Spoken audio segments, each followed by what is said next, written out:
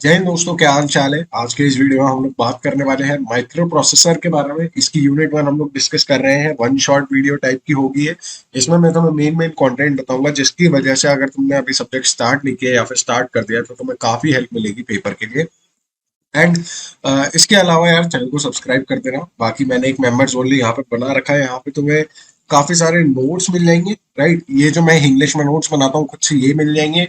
उसके अलावा यहाँ पे मैंने माइक्रो प्रोसेसर में न्यूमेरिकल प्रोग्राम तुम यहाँ पे देख सकते हो, तुम्हें हर चीज देखने को मिल जाएगी।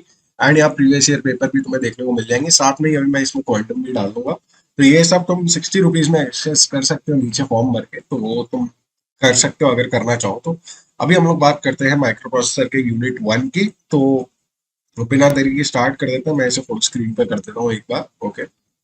तो हम लोग बात करें माइक्रो प्रोसेसर की, तो देखो यहाँ पे सबसे पहले एक यूनिट एक ब्रांच के लोग नहीं है, या ई के भी लोग हैं, ईसी के भी लोग हैं, सबके लिए सेम चीज है।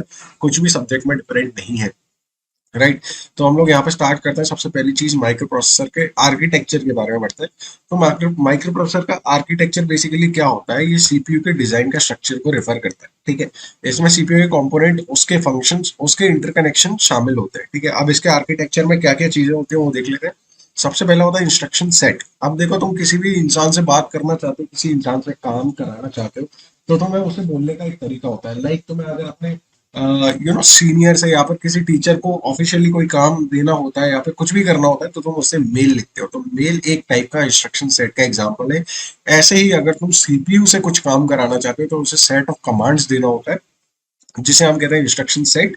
ये कुछ arithmetic operation, logic operation, memory access और कंट्रोल फ्लो के इंस्ट्रक्शन जो इसमें इंक्लूडेड होते हैं, उन सबसे तो इंस्ट्रक्शन सेट बनता है। अभी बात करते हैं रजिस्टर्स की। रजिस्टर क्या है? ये कॉपी वाले रजिस्टर नहीं है। ये रजिस्टर होते हैं बेसिकली एक स्टोरेज यूनिट होती है रजिस्टर, जो कि छोटी होती है बल्कि लेकिन बहुत तेज होती है। स्टोरेज यूनिट होती है, सीपीयू के अंदर होती है। राइट। इस रजिस्टर में टेम्परेरी डेटा और इंस्ट्रक्शन स्टोर होते हैं जो सीपीयू ऑपरेशन के लिए यूज होते हैं। ठीक है। अभी बात करते हैं डेटा पैथ की। तो ये क्या है? ये पार्ट माइक्रो प्रोसेसर आर्किटेक्चर का होता है जहां डेटा और इंस्ट्रक्शन को प्रोसेस किया जाता है। ठीक है। जहां पर डेटा और इंस्ट्रक्शन को एक तरीके से समझा जाता है कि ये चीज है क्या। डेटा पार्ट में क्या आता है? अर्थमेटिकल लॉजिकल यूनिट, ये तुम्हें पता ही होगा, जो मैथमेटिकल कैलकुलेशन के लिए काम आता है और ये अर्थमेटिक ऑपरेशन परफॉर्म करता है। नेक्स्ट हम लोग बात करेंगे कंट्रोल यूनिट। कंट्रोल यूनिट क्या होता है? माइक्रो प्रोसेसर का एक इंपॉर्टेंट पार्ट होता है जो इंस्ट्रक्शन की सीक्वेंस और एग्जीक्यूशन को मैनेज करता है। अभी देखो, हमने बहुत सारे इंस्ट्रक्शन एक साथ दे दिए। ठीक है। अभी माइक्रो प्रोसेसर उन्हें कैसे समझेगा कि कौन सा इंस्ट्रक्शन कब एग्जीक्यूट करना है? तो वो चीज कंट्रोल यूनिट, जो तुम्हारी सीयू होती है, वो देखती है उसका प्रॉपर सीक्वेंस और उन्हें किस टाइम पे एग्जीक्यूट करना है।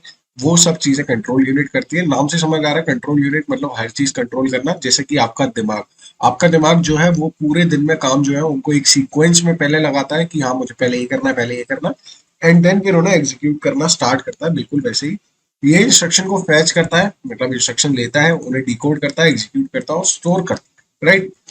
अभी बात करते हैं मेमोरी हायरार्की। ये क्या होती है? माइक्रोप्रोसेसर आर्किटेक्चर में मेमोरी हायरार्की होती है, जिससे डिफरेंट लेवल की मेमोरी बनी होती है। जैसे कि रजिस्टर होते हैं। ठीक है। ये सबसे तेज और सीपीयू में होती है। देर हमारी कैश मेमोरी होती है, मेन मेमोरी लाइक रैम, है ना, एंड सेकेंडरी मेमोरी लाइक तुम्हारी हार्ड डिस्क एसएसडी या फिर रोम, तुम जिसे कह सकते हो।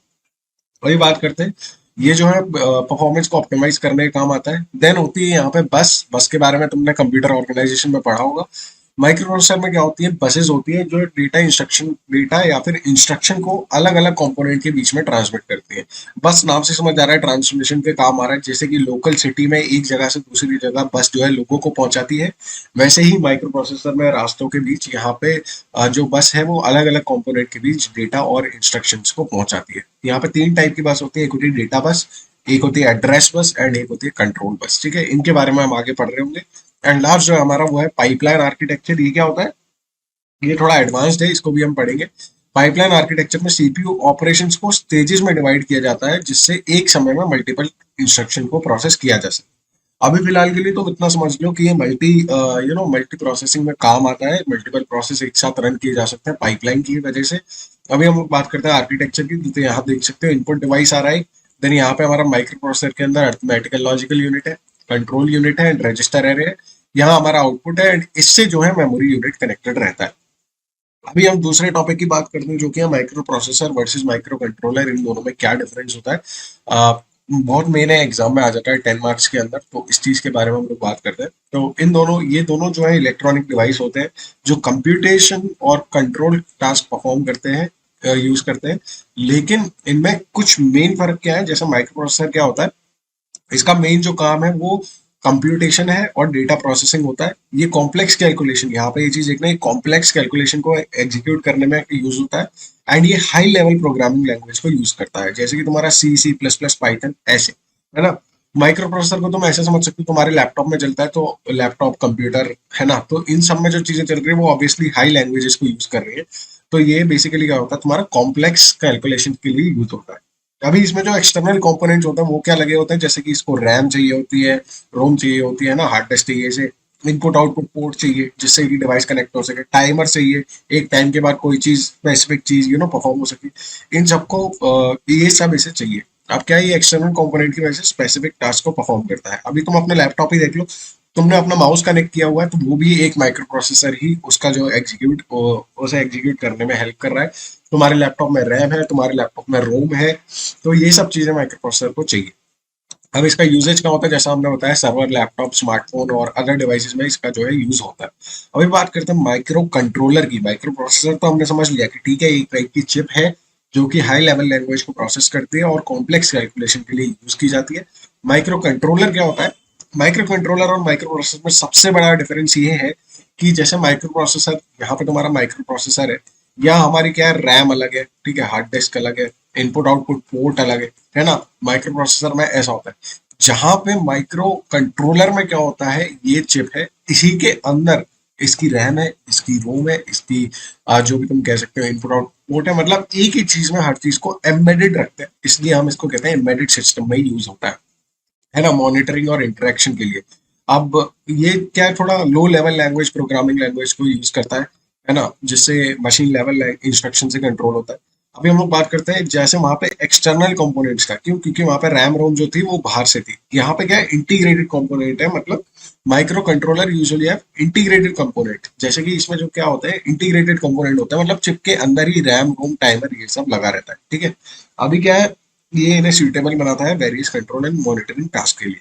अभी इसका यूजेज क्या होता है, जैसे कि अप्लायंसेज में होता है, रोबोटिक्स में होता है। तुम्हारा जो रिमोट है वो एक टाइप का माइक्रो कंट्रोलर है, सबसे बेसिक एग्जांपल है उसका। ऑटोमोटिव सिस्टम में यूज होता है, इंडस्ट्रियल ऑटोमेशन में यूज होता है, इन सब चीजों में ये यूज होता है। अभी इसकी समरी पे जाए तो कंप्यूटेशन और डेटा प्रोसेसिंग के लिए माइक्रो प्रोसेसर को यूज करते हैं, जिसमें एक्सटर्नल कंपोनेंट्स होते हैं एंड ये हाई लेवल प्रोग्रामिंग में यूज होता है। जहां माइक्रो कंट्रोलर जो होता है वो लो लेवल प्रोग्रामिंग लैंग्वेज के लिए होता है और ऑटोमेशन और कंट्रोल के लिए यूज किया जाता है। अभी बात करते हैं माइक्रो प्रोसेसर का एवोल्यूशन। ये काफी इंपॉर्टेंट चीज है, ये 10 नंबर के क्वेश्चन में आ जाता है, तो इसको हम इजीली समझ लेते हैं। जस्ट सेकंड में वीडियो देखिए, ओके।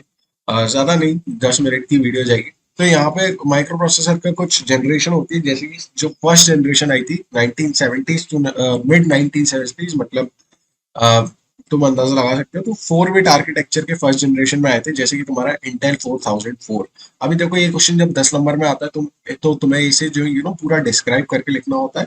तो 4 बिट आर्किटेक्चर है, इसके बारे में तुम और पढ़ सकते हो। यहाँ पे ये किसके लिए यूज होता था, माइक्रो प्रोसेसर, और बेसिक टास्क के लिए यूज किया जाता था। देन आई मिड 1970 से लेट 1970 में तुम्हारे 8 बिट आर्किटेक्चर के, जैसे कि इंटेल 8008, देन तुम्हारा 8080 आया। देन इनकी क्या थी, इनमें कैपेबिलिटी इंप्रूव थी एज कम्पेयर टू 4004, है ना, ये सेकंड जनरेशन की है। देन हम लोग बात करेंगे थर्ड जनरेशन की। तो ये आए थे लेट 1970 से अर्ली 1980s में। इनमें क्या है, 16 बिट आर्किटेक्चर है। इसका एग्जांपल क्या है, इंटेल 8086, इंटेल 8088, है ना, ये सब इसके एग्जांपल है थर्ड जनरेशन के। एंड ये जो है इंटू 86 के आर्किटेक्चर पे बेस्ड है। इंटू 86, इंटू 64 दो आर्किटेक्चर होते हैं। यहाँ पे क्या है, इंटू 86 के आर्किटेक्चर पे बेस्ड है। तो ये ऑब्वियसली अगर इनके बिट ज्यादा है, आर्किटेक्चर अच्छा है, तो ये ज्यादा रिस्पॉन्सिव और ज्यादा इम्प्रूव थे as compare to generation 2। Generation 4 की बात करें तो ये क्या था, 32 बिट का आर्किटेक्चर के आ गए थे इस टाइम पे।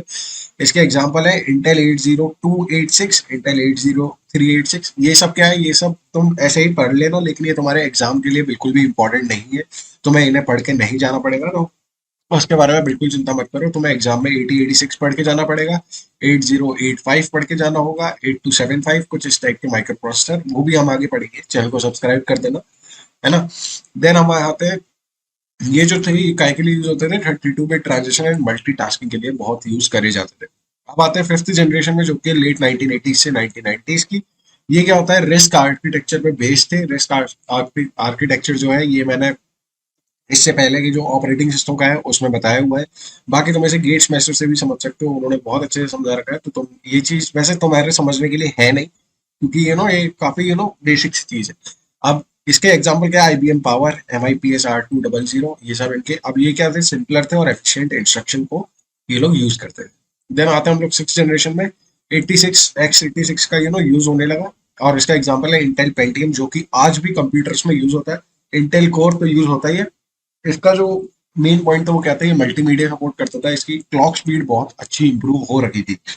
देन बात करते हैं सेवेंथ जनरेशन की। तो इसमें क्या था, focus on energy efficiency. And इसका जो एग्जांपल था, इसमें पेंटियम 4 कोर है। ये क्या था, लो पावर प्रोसेसर थे, तो इनसे बैटरी ज्यादा चलती थी। एट्थ जेन में आते हैं हम, 2000 से लेके लेट 2000 तक। तो मल्टी कोर प्रोसेसर आ चुके थे, ठीक है, जैसे कि हमारा 4 कोर होता है, डुअल कोर होता है। जहाँ यहाँ पे एग्जांपल है इंटेल कोर 2 डुओ। यहाँ पे 2 कोर वाला प्रोसेसर आया था, i3, i5, i7, ये सब बेटर मल्टीटास्किंग को सपोर्ट करते थे। एंड देन तुम यहाँ पे पढ़ सकते हो, उसके बाद जो थे मल्टी कोर और एफिशिएंसी के लिए प्रोसेसर बनने लगे, लाइक i9 जो है इंट्रोड्यूस हुआ है 2010 में। देन हमारी 10th जनरेशन जो है वो अभी भी चल रही है। इसमें क्या हो रहा है, AI और मशीन लर्निंग का यूज किया जा रहा है, पावर एंड स्पेशलाइजेशन पे यूज किया जा रहा है, एंड इसकी जो मैन्युफैक्चरिंग प्रोसेस है वो भी एडवांस्ड है। तो यहाँ पे ये जो है हर जनरेशन के साथ साथ अच्छे एफिशिएंट और कैपेबिलिटीज अच्छी होती जा रही है।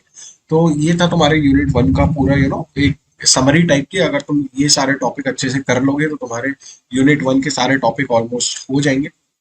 ये जो जनरेशन वाला है 10 नंबर का आ जाता है, इसको अलग से पढ़ लेना, तुम रीडिंग कर लेना, बाकी तुम्हें समझ में आ ही गया होगा क्या है इसका कॉन्सेप्ट। एंड हाँ, ये जो वीडियो है ये अकेले CS ब्रांच के लिए नहीं है, ये काफी सारी ब्रांचेस के लिए है, तो तुम अपने दोस्तों के साथ वीडियो को शेयर कर सकते हो। Thank you so much for watching guys, make sure to subscribe. And ये नोट्स परचेज करने के लिए जो है लिंक डिस्क्रिप्शन में। एंड बस फिलहाल की वीडियो में इतना ही। Bye bye, take care.